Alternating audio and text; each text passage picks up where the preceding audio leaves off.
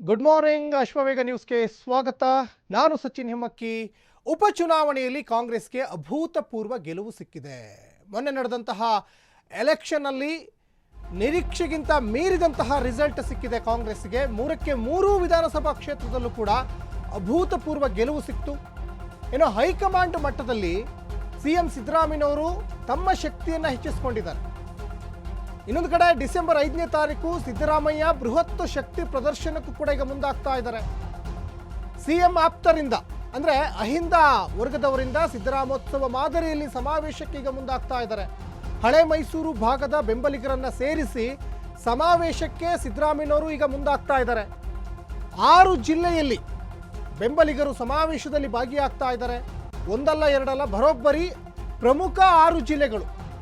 ಉಪಚುನಾವಣೆಯಲ್ಲಿ ನಿರೀಕ್ಷೆಗಿಂತ ಮೀರಿದಂತಹ ರಿಸಲ್ಟ್ ಬಂತು.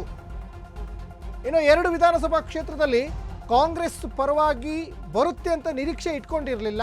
NDA ಪರವಾಗಿ ಬರುತ್ತೆ ಅಂತ ಒಂದು ನಿರೀಕ್ಷೆಯನ್ನು ಇಟ್ಕೊಂಡಿದ್ರು. ಇನ್ನೊಂದು ಕಡೆ ಸಂಡೂರು ಮಾತ್ರ ಒಂದು ನಿರೀಕ್ಷೆ ಇತ್ತು. ಚನ್ನಪಟ್ಟಣ ಮತ್ತು ಶಿಗ್ಗಾಂವಿಯಲ್ಲಿ ಅದು BJP ಪಾಲಾಗಬಹುದು ಅಂತ ಸ್ವತಃ ಸಿದ್ದರಾಮಯ್ಯನವರು ಕೂಡ ಅಭಿಪ್ರಾಯ ಪಟ್ಟಿದ್ರು. DCM DK ಶಿವಕುಮಾರ್ ಕೂಡ ಅಭಿಪ್ರಾಯವನ್ನು ಪಟ್ಟಿದ್ರು. ಆದರೆ ಮತಗಟ್ಟೆ ಸಮೀಕ್ಷೆಗಳಿಗಿಂತನೂ ಮೀರಿದಂತಹ ರಿಸಲ್ಟ್ ಬಂದಿದೆ. ರಾಜಕೀಯ ವಿಶ್ಲೇಷಕರ ಅಂದಾಜಿನ ಪ್ರಕಾರ ಒಂದಿಷ್ಟು ಕಾಂಗ್ರೆಸ್ಗೆ ಸೋಲಾಗ್ಬೋದು ಅಂತ ಹೇಳಲಾಗ್ತಾ ಇತ್ತು. ಆದರೆ ಕಾಂಗ್ರೆಸ್, BJP, ಇನ್ನೊಂದು ಕಡೆ ರಾಜಕೀಯ ವಿಶ್ಲೇಷಕರು ಏನೆಲ್ಲ ಅಭಿಪ್ರಾಯಗಳನ್ನು ವ್ಯಕ್ತಪಡಿಸಿದ್ರಲ್ಲ, ಆ ಅಭಿಪ್ರಾಯ ಸಮೀಕ್ಷೆ ಎಲ್ಲವೂ ಕೂಡ ಉಲ್ಟಾ ಆಯಿತು. ಉಲ್ಟಾ ಆದ ನಂತರ ಈಗ ಕಾಂಗ್ರೆಸ್ಗೆ ಮತ್ತಷ್ಟು ಬಲ ಬಂದಂತಾಗಿದೆ. 136 ಶಾಸಕರ ಒಂದು ಸುಭದ್ರ ಸರ್ಕಾರ ಆಗಿತ್ತು. ಅದರ ಜೊತೆಗೆ ಈಗ ಚನ್ನಪಟ್ಟಣ ಮತ್ತು ಶಿಗ್ಗಾವಿ ಎರಡೂ ಕೂಡ ಈಗ ಕಾಂಗ್ರೆಸ್ ತೆಕ್ಕೆಗೆ ಬಿದ್ದಿದೆ.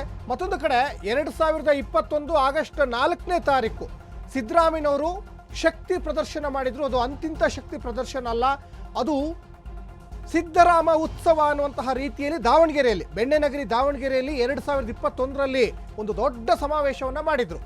ಹೆಸರಿಗೆ ಮಾತ್ರ ಸಿದ್ದರಾಮಯ್ಯನವರ ಒಂದು ಬರ್ತ್ಡೇ, ಆದರೆ ಅವತ್ತು ನಾನೊಬ್ಬ ಮಾಸ್ ಲೀಡರ್, ನಾನೊಬ್ಬ ಅಹಿಂದ ಬಲಿಷ್ಠ ನಾಯಕ ಅನ್ನುವಂತಹ ಒಂದು ಸಂದೇಶವನ್ನು BJP JDS ಜೊತೆಗೆ ಕಾಂಗ್ರೆಸ್ನಲ್ಲಿ ಅವರನ್ನು ಹತ್ತಿಕ್ಕಲಿಕ್ಕೆ ಕಾಯ್ತಾ ಇದ್ದಾರಲ್ಲ, ಸ್ವಪಕ್ಷದ ಕೆಲವೊಂದಿಷ್ಟು ಲೀಡರ್ಗಳಿಗೂ ಒಂದು ಮೆಸೇಜನ್ನು ಪಾಸ್ ಮಾಡಿದ್ರು 2021ರಲ್ಲಿ ಸಿದ್ದರಾಮಯ್ಯನವರು.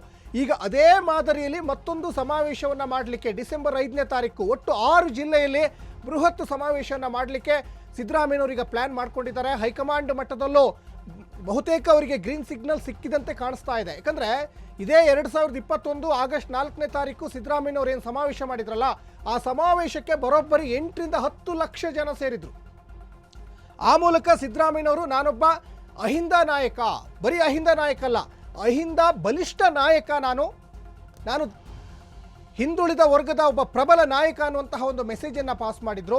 ಈಗ ಅದೇ ಮಾದರಿಯಲ್ಲಿ ಡಿಸೆಂಬರ್ 5ನೇ ತಾರೀಕು ಒಂದು ಸಮಾವೇಶವನ್ನು ಮಾಡಲಿಕ್ಕೆ ಮುಂದಾಗ್ತಾ ಇದ್ದಾರೆ. ಅದರಲ್ಲೂ ಕೂಡ ಹೇಳಿ ಕೇಳಿ ಮಾಜಿ ಪ್ರಧಾನಿ HD ದೇವೇಗೌಡರ ತವರು ಜಿಲ್ಲೆ ಹಾಸನದಲ್ಲೂ ಕೂಡ ಸಿದ್ದರಾಮಯ್ಯನವರು ಸಮಾವೇಶವನ್ನು ಮಾಡಿ, ಅದರ ಜೊತೆಗೆ ಈ ಹಳೆ ಮೈಸೂರು ಭಾಗದಲ್ಲಿ ಎಲ್ಲೆಲ್ಲಿ JDSನ ಪ್ರಾಬಲ್ಯ ಇತ್ತೋ, JDSನ ಪ್ರಾಬಲ್ಯ ಇರುವ ಕಡೆ ಕಾಂಗ್ರೆಸ್ ಎಲ್ಲಿ ವೀಕ್ ಇದೆ ಅಲ್ಲಿ ಸಮಾವೇಶವನ್ನು ಮಾಡಿ ಮತ್ತಷ್ಟು ಪಕ್ಷವನ್ನು ಗಟ್ಟಿಗೊಳಿಸಲಿಕ್ಕೆ ಎಲ್ಲ ರೀತಿಯಾದಂತಹ ತಯಾರಿಯನ್ನು ಮಾಡಿಕೊಂಡಿದ್ದಾರೆ. ಇನ್ನೊಂದು ಕಡೆ BJPಯವರು ಸಿದ್ದರಾಮಯ್ಯನವರಿಗೆ ರಾಜೀನಾಮೆಯನ್ನು ಕೇಳ್ತಾ ಇದ್ರು ಮೂಡ ಹಗರಣಕ್ಕೆ ಸಂಬಂಧಪಟ್ಟ ಹಾಗೆ. ಈಗ ಈ ಅಭೂತಪೂರ್ವ ಗೆಲುವು ಸಿಕ್ಕಿದೆಯಲ್ಲ, 2 ಕ್ಷೇತ್ರ ನಿರೀಕ್ಷೆಯನ್ನು ಇಟ್ಕೊಂಡಿದ್ದಾರೆ, 3 ಕ್ಷೇತ್ರ ಈಗ ಗೆದ್ದಿದೆಯಲ್ಲ, ಹಾಗಾಗಿ ನಾನು ಯಾಕೆ ರಾಜೀನಾಮೆ ಕೊಡಬೇಕು ಅನ್ನುವಂತಹ ಒಂದಿಷ್ಟು ಲೆಕ್ಕಾಚಾರಗಳು ಕೂಡ ಸಿದ್ದರಾಮಯ್ಯನವರ ತಲೆಯಲ್ಲಿ ಓಡ್ತಾ ಇದ್ದಾವೆ.